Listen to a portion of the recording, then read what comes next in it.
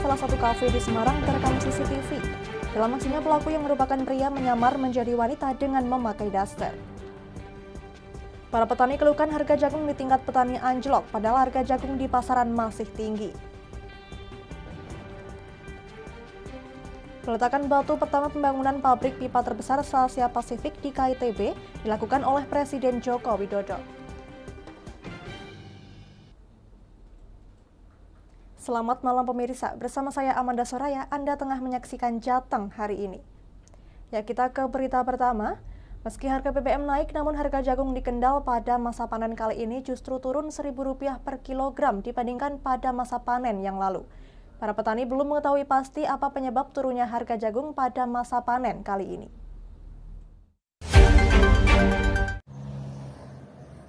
Nur Hadi, petani di Desa Sudipayung Ngampel, mengatakan harga jagung saat ini sekira Rp4.200 per kilogram. Padahal harga jagung pada masa panen yang lalu menggunakan Rp5.200 per kilogram. Turunnya harga jagung membuat para petani tidak mendapatkan untung. Padahal dampak naiknya harga BBM membuat harga pupuk dan obat-obatan tanaman ikut naik. Harga bibit jagung yang semula Rp90.000 sekarang juga naik menjadi Rp140.000 per kilogram. 4.200. Oh, 4.200 per kilogram. Ya, per kilogram. Kalau panen kemarin berapa? Tahun kemarin 552 kemarin. Oh, berarti turun 1.000 ya? Iya. Oh, kira-kira turunnya kenapa sih, Pak? Kurang tahu. Kurang tahu ya? Nah, kurang tahu turunnya, enggak panen raya tapi kok turun. Mungkin suasana apa? Obatnya mahal sekali. Biasanya pakai apa? Obatnya pakai Kurakron. Oh, apa tuh? Pupuk urea apa ZA gitu? Oh, pupuknya pakai urea. Urea subsidi ya? Urea subsidi. Tapi yang bagus itu harusnya pakai ZA. Para petani mengaku belum mengetahui pasti penyebab anjloknya harga jual jagung di tingkat petani. Padahal saat ini jagung tidak memasuki panen raya yang menjadikan para petani jagung saat ini justru merugi. Dari Kendal, Muhammad Arya, Lingkar TV, melaporkan.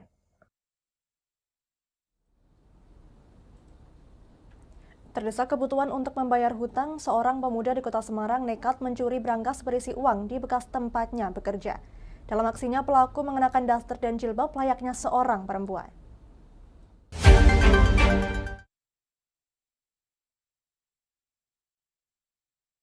Inilah rekaman kamera CCTV milik salah satu kafe di daerah Banyumanik, Semarang yang memperlihatkan aksi pelaku pencurian.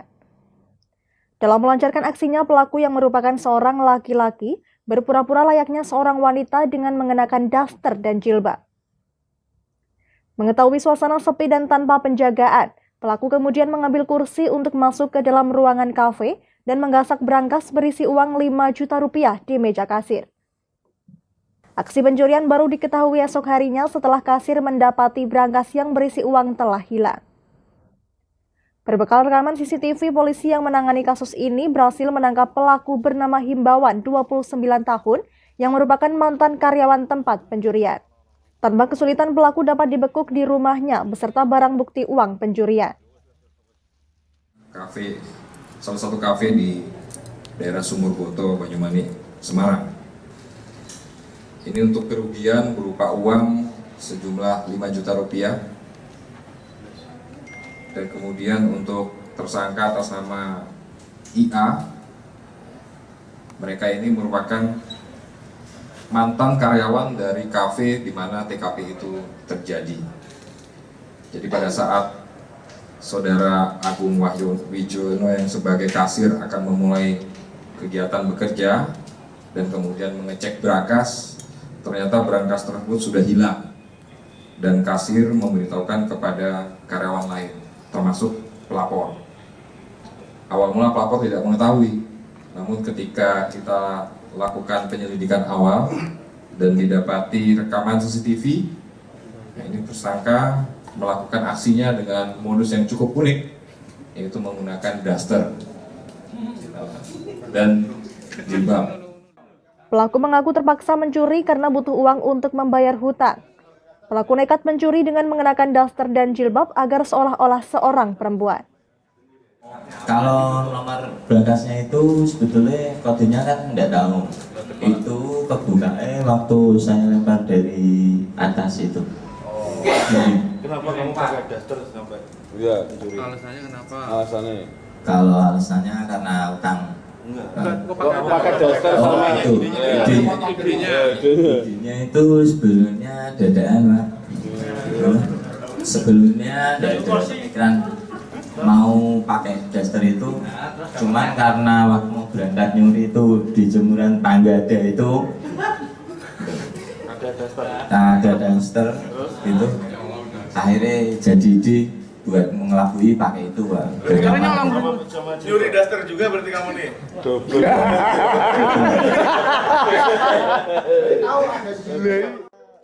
Dari tangan pelaku, polisi dapat mengamankan barang bukti kotak berangkas, sisa uang curian, daster dan jilbab yang dikenakan untuk melakukan pencurian. Atas perbuatannya kini pelaku terancam pasal 363 KUHP tentang pencurian dengan ancaman hukuman 7 tahun penjara. Dari Semarang, Henufan, Lingkar TV, melaporkan. Wakil Gubernur Jawa Tengah Taj Yassin Maimun yang biasa disapa Gus Yassin mengajak masyarakat untuk mengunjungi destinasi wisata lokal. Ajakan tersebut sebagaimana arahan dari Presiden Joko Widodo sebagai langkah tepat untuk ikut memperkuat perekonomian masyarakat di wilayah sekitar.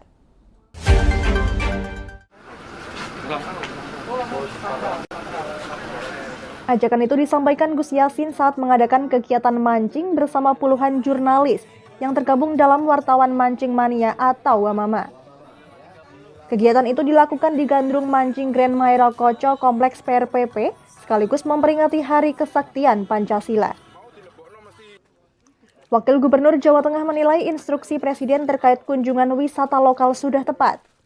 Masyarakat sekitar diyakini akan mendapat efek positif dari ramainya objek wisata yang dikunjungi. Wisata lokal dapat membantu perputaran ekonomi warga di tengah gejolak ekonomi secara global yang sedang terjadi. Gus Yassin mengajak melalui spirit kesaktian Pancasila agar menjadi momentum kebangkitan pariwisata lokal. Meski tidak mudah, namun untuk mengunjungi berwisata, lokasi wisata harus disosialisasikan dan digiatkan. Jadi saat ini memang bukan hanya Indonesia ya, dunia sekarang dilanda dengan krisis karena pertama karena COVID, yang kedua dengan perang Ukraina dengan Rusia itu berdampak sangat signifikan terhadap perekonomian, dan saat ini mau nggak mau Indonesia kayaknya sudah mulai diserang, dan ini kita berharap kepada masyarakat sih wisatanya di daerah masing-masing untuk perputaran ekonomi di daerahnya masing-masing, termasuk di Maira Koco ini kita bersama teman-teman wartawan di Hari Kesaktian Pancasila kita hidupkan perekonomian di dalam negeri. Kita mancing bersama-sama, terus saya melihat juga kawan-kawan di Maira Koco ini sangat banyak dan antusias, utamanya para adik-adik sekolah. Dengan begitu saya berharap kegiatan pariwisata di dalam negeri itu bisa mengangkat perekonomian. Khususnya saya berharap karena ya PNS yang ada di Jakarta kalau wisata nggak usah jauh-jauh, nggak perlu ke Malaysia, di Indonesia banyak kok lebih baik lagi, dan itu juga menambah geliat wisata di Indonesia khususnya di Jawa Tengah. Suun nggih. Ya. Dalam mancing bersama wartawan Mancing Mania, Gus Yassin beberapa kali mendapatkan ikan bandeng. Melalui kegiatan ini diharapkan para wartawan juga ikut berperan dalam mensosialisasikan spot wisata lokal yang ada di Jawa Tengah untuk meningkatkan perekonomian masyarakat. Dari Semarang, Henufan, Lingkar TV, melaporkan.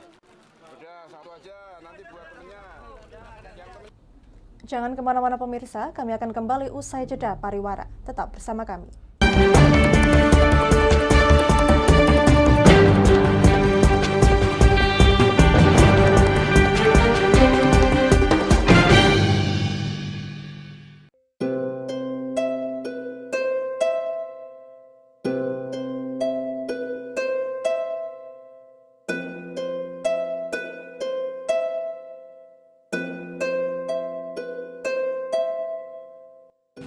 Wah iki yo siaran TV apik temenan.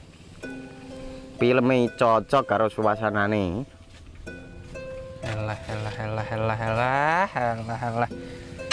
Elah. Boleh bro ngene iki awan-awan kok. Iki lho nonton TV, Kang. Wah, kenal nedan kowe wong kenang delok HP kok delok TV piye? Wah, kurang update kowe iki, Kang. Lho, maksudnya piye kok ngarani aku ora update itu? Iki lho deloken, aku nonton TV tenan. Apa kira nonton HP? Wong delok HP ngono kenal nedan apa iki? Iki lho delok siarane. Lho, kok iso ya? Yo TV apa?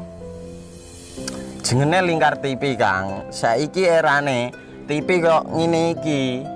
Kok Lingkar TV nek dia awak dhewe panggone iso nonton TV lewat HP. Kok ngene iki. Ana film-film ngene iku ya? Iya, filme apik-apik kaya ngene iki. Awak dhewe nek sawah leren mbut gawe iso leren ndelok film-film ngene iki. Padha iso ngene iku. Iso, ora ketinggalan karo cah-cah kae. Duh. HP ku kok ora iso tak nggo ngono piye carane iki? Ki lho Rip, tak doi carane. Piye? Kowe buka Play Store. Play Store, Mas. Yo iku pokoke. Play Store apa? Ketik Lingkar TV. Engko lek wis ngono, klik install. Nah, engko wis ana metu menune Lingkar TV karek ndelok siaran apa ae. Film-filme apik-apik. Berarti film channel Lingkar TV metu nang kene kabeh ra? Iso. Filme wah cocok karo suasana cara didelok ngene. Oh, wis iki iso iki. Iya metu kabeh ngene TV wah. Iya. Ondiange ya. Mangkane Lingkar TV filme apik-apik kabeh. Iya, aku ngene kok lagi reti iki malah. Sekolo Iya. ana bocah-bocah jaki delok. Heeh, ben seru nang kene ya, kawan. Wabek. Rene lo. Tak deloki apik-apik ana film Jos iki.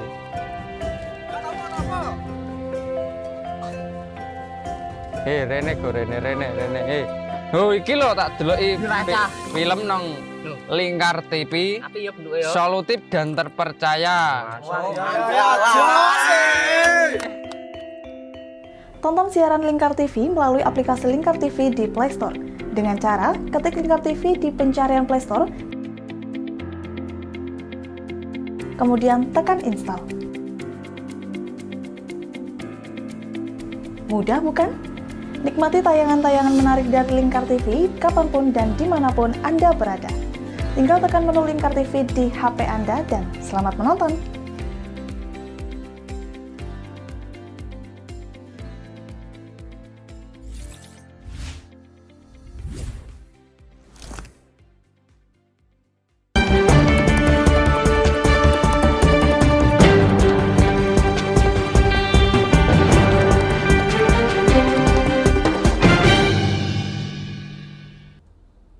Anda masih menyaksikan Jateng hari ini pemirsa.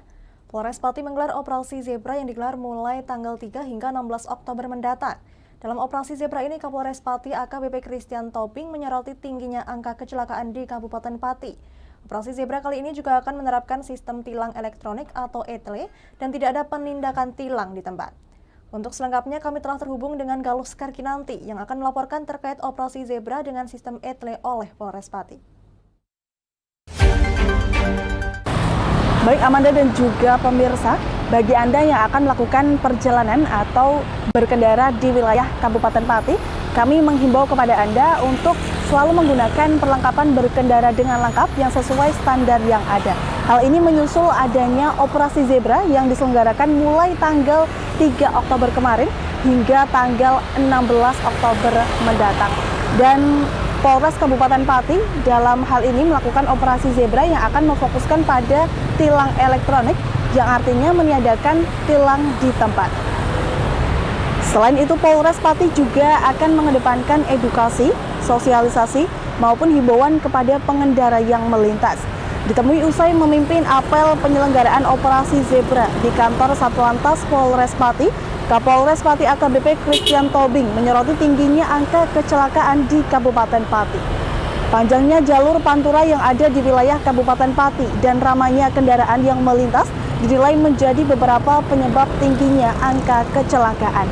Dalam operasi Zebra kali ini, Polres Pati juga akan menggelar sosialisasi ke sekolah-sekolah yang ada di Kabupaten Pati terkait ketertiban dan kelengkapan dalam berkendara. Hal ini merupakan buntut dari banyaknya kecelakaan yang didominasi oleh anak-anak sekolah.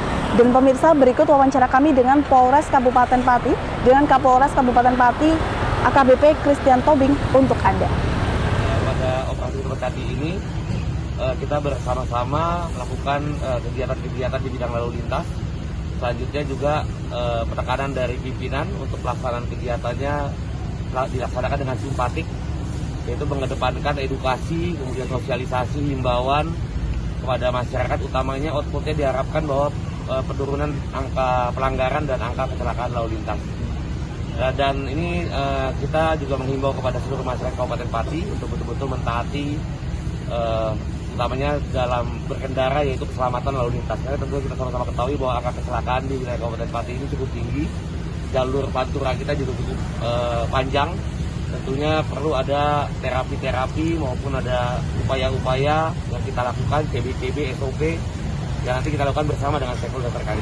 Dan pemirsa, mengingat operasi Zebra pada kali ini berfokuskan pada tilang elektronik, oleh sebab itu kami menghimbau kepada Anda untuk selalu berhati-hati dan jangan lupa untuk selalu mentaati aturan yang ada. Dan kami mengajak kepada Anda untuk selalu mengenakan helm yang berstandar nasional, melengkapi surat-surat kendaraan Anda, serta menjaga kendaraan Anda tetap prima. Hal ini dimaksudkan untuk mengurangi angka kecelakaan yang ada di Kabupaten Pati pada khususnya. Dari Kabupaten Pati, Galus Karkinanti, Fajar Mukti, dan juru kamera Khairul Anwar melaporkan untuk Anda di studio.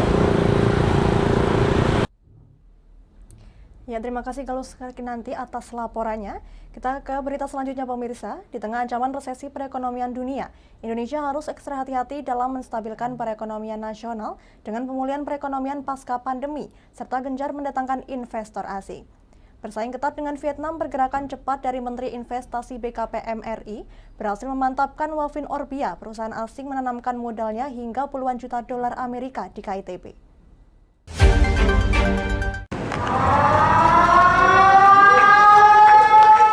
Proyek strategis nasional KITB yang berlokasi di Kecamatan Gringsing dan Banyu Putih, Kabupaten Batang, Jawa Tengah, semakin diincar oleh para pemodal asing.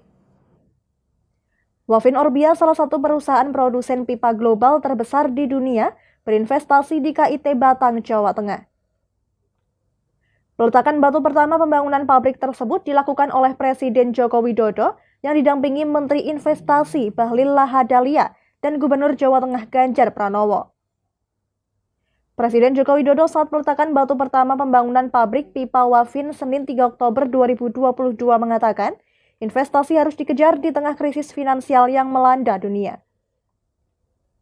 Dalam tahap pertama, pabrik pipa yang akan menjadi terbesar di Asia Pasifik itu mampu menyerap 150 tenaga kerja di unit produksi, dan ekspansinya di masa depan akan menyerap 250 orang tenaga kerja. Adanya investasi seperti ini memberikan kepercayaan yang baik pada negara kita, sehingga nantinya investor yang lain akan datang, dan kita harapkan dengan investasi-investasi itu pertumbuhan ekonomi kita akan bisa kita pertahankan dalam posisi yang baik, dan yang kedua bisa membuka lapangan kerja yang seluas-luasnya. Yang ketiga, memberikan penerimaan negara, baik itu lewat pajak, lewat penerimaan negara bukan pajak, PNBP, atau lewat pajak karyawannya, dan bisa juga men-trigger pertumbuhan ekonomi di daerah. Itulah fungsi investasi, dan kepercayaan seperti ini memang harus kita jaga betul.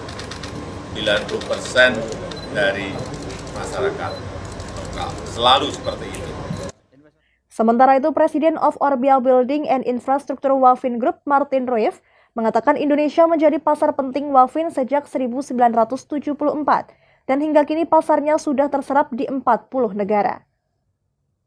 Dengan produksi pipa fitting Wafin seperti UPVC dan PPR menjadi solusi sanitasi dan pengelolaan air bersih yang lebih hemat biaya. And it's for us a very, very great event. Can I say a few words before we answer the question about the legacy of WAVEN in Indonesia? WAVEN started in Indonesia in 1974, so a long time ago. And as part of the Shell Group, oil company, we have been present ever since, either directly or via licensing in the Indonesian market. So Indonesia has been a very, very important market for us. We had a big moment in time in 2020 when we opened up our own office here in Indonesia and started growing from that. And more recently, we've decided to invest in a large factory here in Indonesia, where we're currently here today. So we're very proud of that. Hingga saat ini sudah ada 10 perusahaan global yang sudah berinvestasi di KIT Batang dan sedang dalam proses konstruksi, mulai dari baterai mobil listrik, kaca, alat kesehatan, dan lainnya. Presiden berharap kondisi stabilitas politik dan ekonomi yang baik menjadi bekal Indonesia meraih kepercayaan investor. Dari Batang, Ahmad Revaldi Krisna, Lingkar TV, melaporkan.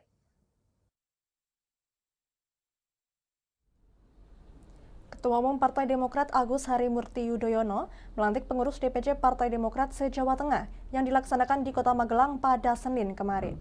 Menurutnya Magelang merupakan paku atau pusarnya Jawa Tengah. Oleh sebab itu ia sengaja memilih Jawa Tengah sebagai lokasi perdana dalam melantik pengurus partai di daerah. Saya ulangi sekarang. Bagi saudara-saudari yang Ribuan kader partai berlambang Mercy ini hadir meneriakan AHY Presiden saat sang ketum memasuki lokasi pelantikan. Turut hadir dalam pelantikan tersebut Ketua DPD Rinto Subekti, Wakil Ketua 1 Agus Bastian yang juga menjabat sebagai Bupati Purworejo, serta pengurus-pengurus lain. AHY sengaja memilih Jawa Tengah sebagai lokasi perdana dalam melantik pengurus partai di daerah, lantaran Jawa Tengah adalah pakunya Pulau Jawa dan Magelang merupakan kota perjuangan tempat ia pernah ditempa dan dibina selama menjalani pendidikan di Akademi Militer atau Akmil. Menurutnya hal ini merupakan kick-off perdana acara pelantikan ketua dan para pengurus DPC serentak se-Indonesia. Selanjutnya pihaknya dan rombongan akan bersafari ke provinsi lain, seperti di daerah istimewa Yogyakarta untuk melakukan kegiatan serupa. Suami Anissa Pohan ini berharap semua pengurus di tingkat daerah bisa bekerja sama untuk membesarkan partai yang dibangun oleh Susilo Bambang Yudhoyono tersebut, dan hal itu dirinya upayakan demi memenangkan pemilu tahun 2024 mendatang. Sementara itu, Sekretaris DPRD Partai Demokrat Jawa Tengah Hajah Kartina Sukawati kepada awak media menyambut kedatangan Ketua Umum Partai Demokrat Agus Harimurti Yudhoyono di Kota Magelang, Jawa Tengah, serta mengucapkan selamat kepada Ketua dan pengurus DPC se-Jawa Tengah. Kartina juga menyampaikan pihaknya akan berkomitmen melaksanakan seluruh instruksi Ketua Umum untuk mencapai kemenangan dalam pemilu 2024 mendatang. Dari Magelang, Tim Lingkar TV melaporkan.